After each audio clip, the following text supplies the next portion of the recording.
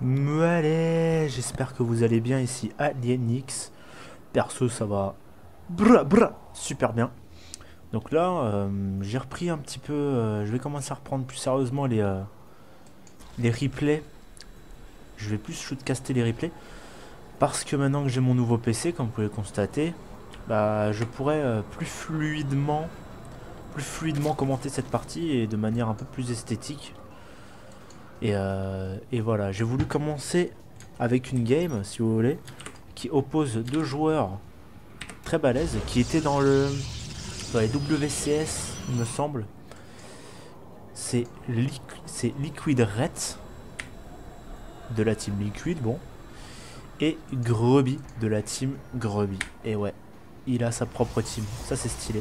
C'est un joueur que j'apprécie beaucoup parce qu'il est très, comment dire, il est très sympa, il est très maneur et il a vraiment un jeu vachement, comment dire, c'est esthétique la façon dont il joue parce que c'est vachement, c'est beau, machin. Enfin, je sais pas comment vous expliquer vraiment. Je dis beaucoup de mots vraiment. Non mais il fait des moves vachement esthétiques et c'est très agréable à voir, très agréable à commenter. Il donne du rythme, il donne du rythme et il fait beaucoup bouger son adversaire. C'est ce qui est très bon quand vous êtes contre un Zer par exemple, parce que vous savez qu'il peut aller d'un endroit à un autre, faire du gauche droite très rapidement. Donc c'est bon de le savoir chez lui, en train d'essayer de défendre les raids qu'il fait souvent. Il fait beaucoup de raids constitués de drops achetés. Ce qui est vachement puissant d'ailleurs. Vachement puissant parce qu'un si un drone, une sonde ou un VCS meurt au bout de 4 secondes, il me semble, en dessous d'un. Au bout de 3 secondes, 4 StarCraft secondes. Donc, si vous les écartez pas de la ligne de minerai ou du champ de la petite storm, bah vous vous faites tuer. Donc là, il y a eu un pool 15, hatch 15 pour Liquid Red. Un début très standard. Un début standard contre Protoss parce que c'est pas conseillé de faire un first hatch parce que le proxy pylone est est trop risqué. Et je pense Grubby qui est parti sur une One Rax Expo.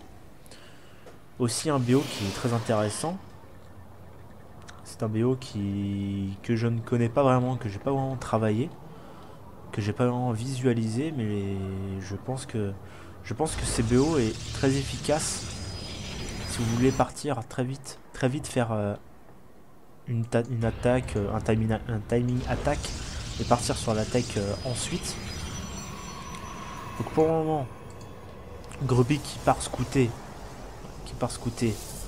non, qui met son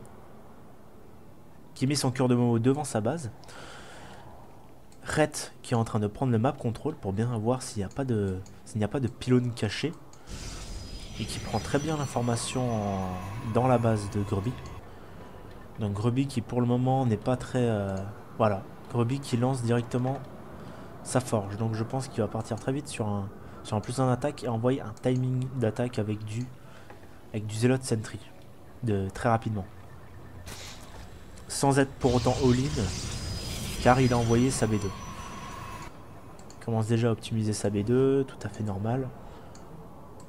La sonde qui essaie de scouter pour voir s'il y a B3, c'est important de savoir, parce que s'il y a B3, c'est un potentiel Rochidra.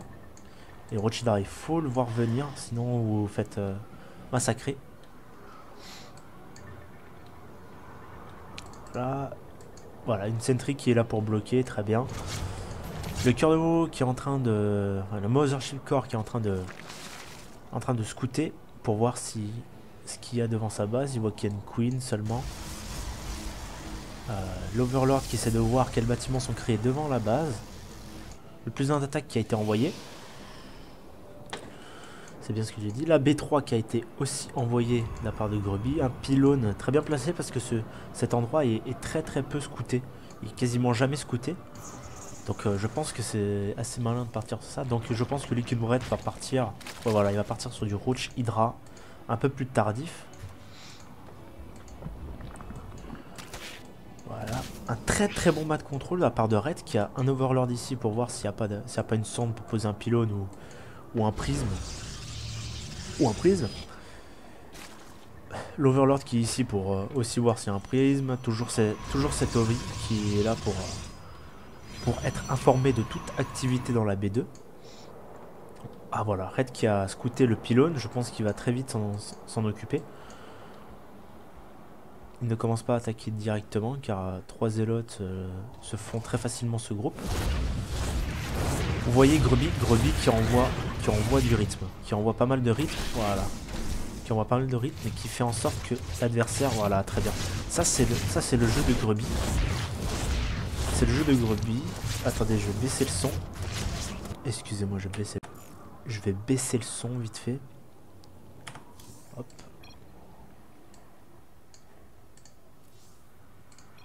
Voilà, excusez-moi. Donc des roaches qui sont en préparation, attention, les dégâts qui sont en train de faire, est-ce que cette B3 va tomber? Je pense que cette B3 va tomber, si elle tombe, Grubby peut partir sur lui-même une B3. Voilà, je pense qu'elle va tomber. Voilà, elle va tomber. La hatch va tomber, la hatch va tomber, la hatch va tomber. Est-ce qu'elle va tomber? C'est pas sûr. Est-ce qu'elle va tomber? Elle va tomber, elle tombe. Voilà, mais tous les zélotes qui seront défaits. Attention au cœur de Momo, le cœur de Momo qui risque de tomber, le cœur de Momo. Voilà, très beau destruction, destro. Oh là là. Warp prise, non. Distro. Voilà, il a fait la bubule. Voilà, très belle bubule qui a sauvé le Mothership Core. Mais qui a sanctionné la B3, donc ça je pense que c'est très problématique. Grubby est en avantage sur ça.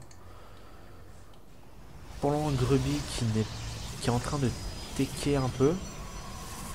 Je pense qu'il est en train de tecker sur du HT. C'est très probable qu'il part sur du HT. Pour moi il est full. Je pense pas qu'il va réussir à tenir sur cette fight. S'il force field très bien, je pense qu'il va y arriver, mais je pense pas que ce soit très évident. Voilà, le poc. Grubby qui n'a plus le map control, qu'on peut voir sur la minimap. Si, il y a un. Voilà, il a son Phoenix halluciné. Très beau force field, voilà, c'est le côté esthétique de Grubby qui encercle très proprement son adversaire, sans avoir un force field qui se chevauche. La B3 qui a été posée sur la B4 naturelle ou une B. Je dirais la B4 parce que celle-ci est un petit peu plus facile à défendre pour un Zerg parce qu'il y a plusieurs fronts. Et disons que si. Ouais, je sais pas. Je pense que l'avoir mis ici, c'est pas vraiment une très bonne solution de la part de Red parce que cet emplacement est très mauvais parce que s'il y a des forces, des sentries qui attaquent, voilà, comme ici, s'il attaque par là, s'il y a des Zerglings qui arrivent, il pourra force field. L'endroit le plus large c'est ici. Et s'il arrive à choper les Zerglings, si les Zerglings essaient de venir par ici pendant que l'armée est là, je pense qu'un force field suffit. Voilà, un overlord de prix, la B3 qui a été posée, très bien. C'est bon de poser la B3 juste quand on part sur le timing d'attaque. Voilà, très beau force field. Voilà, attention quand même, voilà. La B3 qui est de nouveau sanctionnée, à nouveau sanctionnée. Et Grubby qui back directement, voilà. C'est ce qu'il faut faire. À ce moment-là, il faut back directement parce qu'on sait qu'on peut pas tenir la fight. Et de toute manière, la B3 a été à nouveau sanctionnée. Donc Grubby reste en avantage, il n'a pas perdu toute son armée. C'est un très beau jeu de la part de Grubby parce qu'il donne rythme et empêche la B3 d'être beaucoup trop optimisée. Et empêche Red de faire une trop grosse armée. Pour le moment, Grubby a un avantage. Après, il faut pas qu'il se laisse... endormir. Grubby, il faut qu'il garde cette pression. Il faut qu'il maintienne cette pression. Voilà, c'est parfait ce qu'il fait. Attention à la concave, attention. Je pense que Grubby sur cette fight peut l'avoir. Voilà, très bien. Je pensais qu'il pouvait l'avoir, mais il a préféré faire un mass recall, ce qui était très ingénieux parce qu'il restait plus de pertes que de... Même s'il aurait tout détruit, je pense pas qu'il aurait pu avoir une rentabilité là-dedans, il aurait perdu toutes ses sentries, tous ses zélotes. Voilà. Il rentre dans sa base, d'abord il se fait les Zerglings, voilà très bien. S'il se fait les Zerglings, je pense que c'est un peu plus simple pour Grubby. Voilà, la B3 qui est toujours en train de se faire poker, la B3 qui va être à nouveau annulée, mais qui va être tout de suite reposée de l'autre côté de la part de Red, donc très bien joué de la part de Red. La prise d'information qui est envoyée par Grubby pour voir s'il y a quelque chose qui se travaille, mais il voit qu'il a du Rochidra et que ça continue sur du Rochidra. La B3 qui est scoutée et qui va être directement sanctionnée. Red qui n'a pas beaucoup, je ne sais pas s'il va tenir. Red n'a pas beaucoup. Grubby a déjà un colosse. Grubby a déjà un colosse. Il n'a pas encore lancé la recherche du thermolance.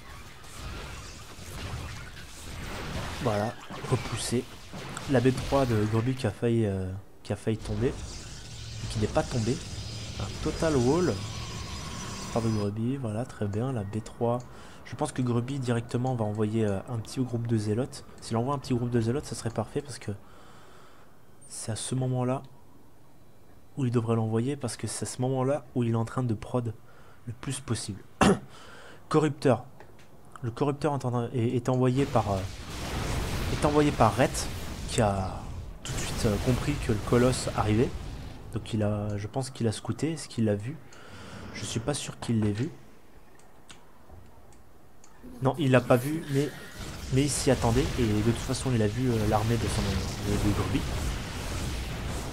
Les sentries qui sont envoyés un peu plus en avant pour essayer de force field, voilà. Il voit, voilà, très bien. Les zélotes qui sont ici qui vont à nouveau détruire la B3, non, qui va pas être détruite. Mais qui a complètement déplacé les troupes de Grubby. De Red, pardon. Donc Grubby qui est toujours en train de prendre une pression, mais Red qui est en train d'envoyer son attaque. Je pense que cette attaque pourrait ne pas marcher. Parce qu'il n'a pas, tout le long de la game, Red a laissé Grubby faire son armée. Je pense qu'il aurait dû plus jouer sur le run-by. Jouer sur le run-by et la prise de surprise. La B4 qui a envoyé. Donc très très très très bon choix, mais qui va être directement sanctionné par Red. Voilà, Grubby qui passe à l'attaque, mais qui voit que Liquid Red possède cette position. Donc pour le moment, Red ne sait pas qu'il y a cette B3. Grubby qui a beaucoup de chance parce que cette B3 ne sera pas sanctionnée. Mais la grosse concave, attention, la grosse fight qui est envoyée. Très très grosse fight. Voilà, très belle micro-gestion de la part de Grubby qui va se défaire d'absolument toutes les armées. Attention, attention, toutes les armées qui ont été annihilées de la part de Red. Red n'a plus rien. À part ce paquet de roach. Donc finalement la B4 qui n'a pas été vue de la part de Red, ce qui est très dommage pour lui, il aurait pu la sanctionner très facilement. Mais elle n'a pas été sanctionnée, donc voilà. GG well played, NGL. Voilà. Donc c'était une très très très très très belle game. Non, j'abuse un petit peu, c'était une belle game quand même. Parce que Grubby a vraiment gardé une pression constante le long de la game. Il ne s'est jamais endormi sur ses lauriers. Il a toujours, même en ayant flingué une B3, les B3, il a toujours continué à scouter pour voir si la B3 était là, s'il devait envoyer un petit raid de zélotes. Et toujours du multitask, ce qui est très très bon pour contre Zerg. Parce que contre Zerg, c'est très important de faire du multitask à ce point-là. Parce que vu que le Zerg a une très grosse capacité de déplacement, il peut se trouver ici et quasiment instantanément se retrouver ici. Donc ça fait en sorte que le Protoss ne peut pas se placer et pas vraiment se positionner comme il le veut, car l'armée du Zerg sera très très vite présent. Le HT qui allait être envoyé par Grubby, je pense que... Peut-être pas le HT, mais l'Archon. Et je pense qu'il aurait lancé le Psy Storm si la partie avait duré. Pardon.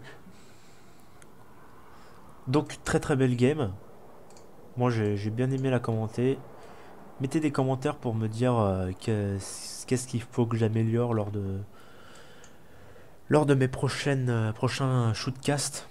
Après je pense que je suis sur de bonnes bases. Maintenant que j'ai mon nouveau PC, la fluidité et la beauté est au rendez-vous. Après il manque plus que le panache. Vous voyez, le panache et la voix qui porte un petit peu, tout ça. Enfin les commentaires assez ingénieux d'un shootcaster. Après, je pense que je ne suis pas encore à tout ça, sinon je serais déjà shootcaster professionnel. C'est pas vraiment mon but. Moi, je fais ça juste pour le kiff. Donc voilà, j'ai fait cette vidéo pour le kiff. Je pense en faire une prochaine très très vite. Donc j'espère que ça vous a plu. Ciao à un autre shootcast ou peut-être un let's play. Allez, tchou.